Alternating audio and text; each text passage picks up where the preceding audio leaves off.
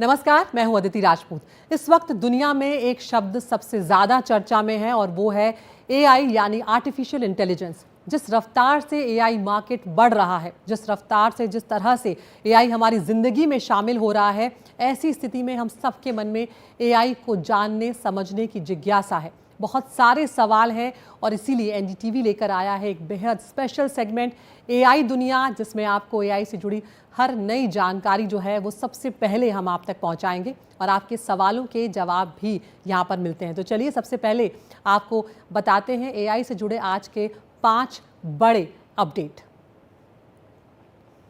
तो सबसे पहले आपको बताते हैं एआई से जुड़े 5 अपडेट और सबसे पहला अपडेट जो है वो है इनकम टैक्स विभाग ने पिछले कुछ सालों में टैक्स चोरी के मामले पकड़ने के लिए एआई का इस्तेमाल बढ़ा दिया है। आयकर विभाग के अधिकारियों के मुताबिक एआई का सबसे ज्यादा इस्तेमाल गलत तरीके से आयकर रिटर्न में किए गए दावों को पकड़ने में किया जा रहा है। मौजूदा समय में आयकर विभाग एआई के बेसिक मॉडल का इस्तेमाल कर रहा है, लेकिन भविष्य में एडवांस मॉडल जो है एडवांस वो लाने की तैयारियां जो हैं वो की जा रही हैं। इसके अलावा अगर हम आगे बढ़ें, बात करें दूसरे अपडेट की, तो दूसरा अपडेट है दिल्ली से जुड़ा हुआ।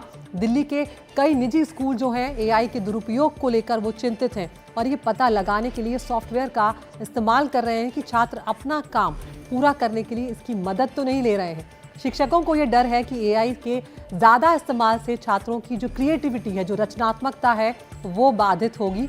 कई स्कूल किसी छात्र के एआई का इस्तेमाल का काम पूरा करने पर 0 अंक भी दे रहे हैं, 0 नंबर्स भी दे रहे हैं। यहाँ पर तीसरे अपडेट की तरफ बढ़ते हैं।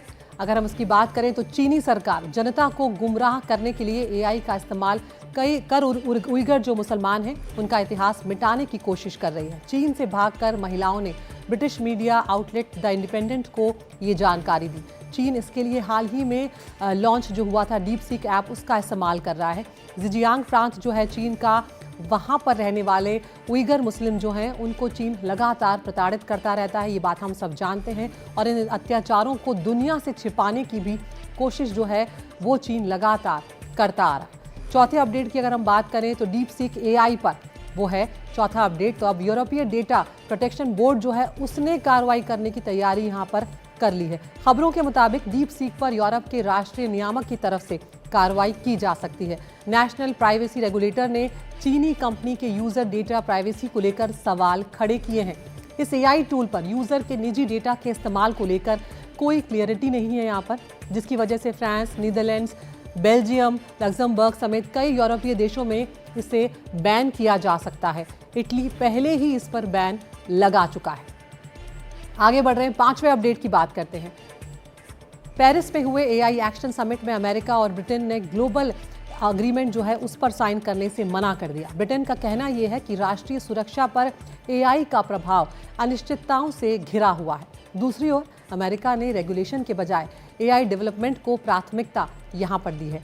अमेरिकी उपराष्ट्रपति जेडी वेंस ने कहा है कि ट्रंप प्रशासन के दृष्टिकोण से एआई इतना बड़ा आर्थिक अवसर है कि विकास को बाधित करने वाली किसी भी नीति पर विचार नहीं किया जाना चाहिए।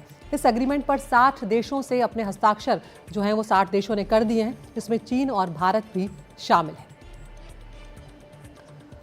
और ओपन एआई के जो सीईओ हैं सैम ऑल्टमैन, उन्होंने आर्टिफिशियल इंटेलिजेंस के भविष्य को लेकर अपने विजन में कई बड़ी बातें कही हैं। अपने नए ब्लॉग में ऑल्टमैन ने संकेत दिए हैं कि इस क्षेत्र में नए आविष्कार टेक्निकल जॉब्स में काम करने के तरीकों को पूरी तरह से बदल देगा, खासकर सॉफ्टवेयर इंजीनियरिंग के क्षेत्र में। ऑल्टमैन का कहना है कि एआई एजेंट्स कुछ सालों के अनुभव के बाद काम करने वाले जो सॉफ्टवेयर हैं इंजीनियर्स की जगह यहाँ पर वो लेते हुए नज़र आ सकते हैं। तो बहुत जल्द वर्चुअल सहकर्मी के रूप में एआई जो है वो काम करता नज़र यहाँ पर आ सकता है। ये जो ओपन एआई के सीईओ सैम ऑल्टमैन, उन्होंने ये दावे किए हैं। कुछ सालों के अनुभव वाले सॉफ्टवेयर इंजीनियर जो हैं वैसा काम जो है वो ये करके दिखा सकता है। इसके अलावा ओपन एआई जो है उसके बारे में ऑल्टमैन का कहना ये है कि जैसे ओपन एआई ऐसे एजेंट जो है वो तैयार यहाँ पर करता हुआ नज़र आ रहा है, ऐसे एजेंट वो तैयार कर रहा है। सॉफ्टवेयर इंजीनियर्स की नौकरी पर एआई का असर जो है वो भी यहाँ पर देखने को मिल सकता है। तो यहाँ पर किस तरह से असर जो है वो आएगा नौकरी पर एआई का असर, वो हम यहाँ पर देख लेते हैं। एआई एजेंट्स जो है वो पूरी तरह से इंसान की जगह नहीं ले पाएंगे, ये भी हम जानते हैं। इसके अलावा क्वालिटी कंट्रोल के लिए आपको हमेशा इंसानों की ज़रूरत पड़ेगी, क्योंकि एक ये बहुत बड़ा डर है कि क्या नौकरियां एआई के बढ़ते प्रभाव से चली जाएंगी। इसके अलावा गूगल और मेटा में पहले से ही एआई का इस्तेमाल जो है वो शुरू हो चुका है। मेटा में एआई एजेंट पर कर रहा है जो है वो भी काम कर रहा है, और भविष्य में हम ये भी जानते हैं कि किस तरह से भविष्य जो है उसमें एआई एजेंट्स की संख्या जो है वो भी बढ़ती हुई नज़र आ सकती है। किस तरह से नज़र आ सकती है? आने वाले वक्त में लाखों एजेंट्स जो हैं वो तैयार किए जाएंगे। अलग अलग उद्योगों में इस्तेमाल जो है वो इनका किया जा सकेगा। इसके अलावा एआई एजेंट्स जो हैं रूटीन वर्क करने में वो काफ़ी सक्षम होंगे। यहाँ पर यह भी सवाल होगा क्रिएटिविटी का, तो क्रिएटिविटी जटिल समस्याओं को लेकिन वो हल नहीं कर सकेंगे। यहाँ पर इंसानों की ज़रूरत हमेशा रहेगी। इसके अलावा ये भी सवाल है कि क्या एआई से नौकरियों में कमी आ जाएगी, नौकरियों पर असर पड़ेगा। तो ऑल्टमैन की भविष्यवाणी अगर सही तो नौकरियां जो हैं वो निश्चित तौर पर घटेंगी, और ख़ासकर मिड लेवल के जो सॉफ्टवेयर इंजीनियर्स हैं उनकी नौकरियां यहाँ पर घटने की आशंका जाहिर की गई है। इसके अलावा मेटा और गूगल कोड जनरेशन के लिए एआई पर लगातार निर्भर हो रहे हैं।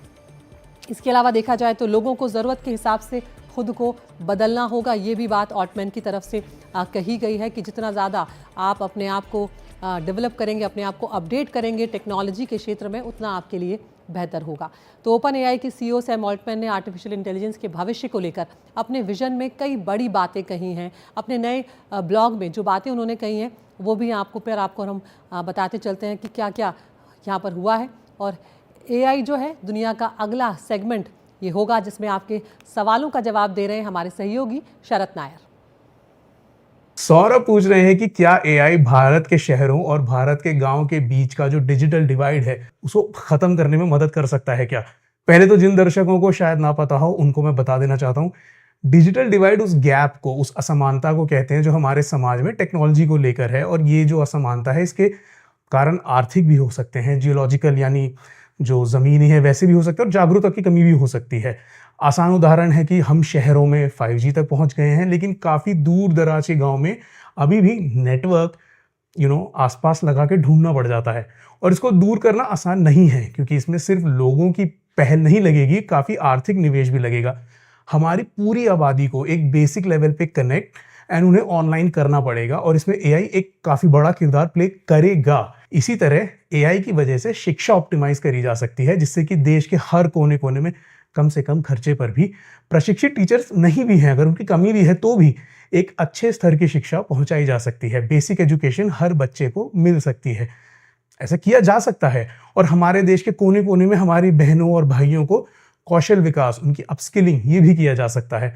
सरकार और काफ़ी कंपनियां एक्चुअली इस दिशा में कदम उठा रही हैं, चल रहे हैं।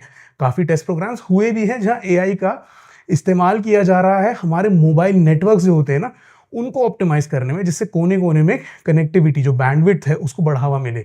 इससे कोने कोने में इंटरनेट पहुंचेगा। इंटरनेट का होना ही काफ़ी बड़ा कदम बन जाएगा।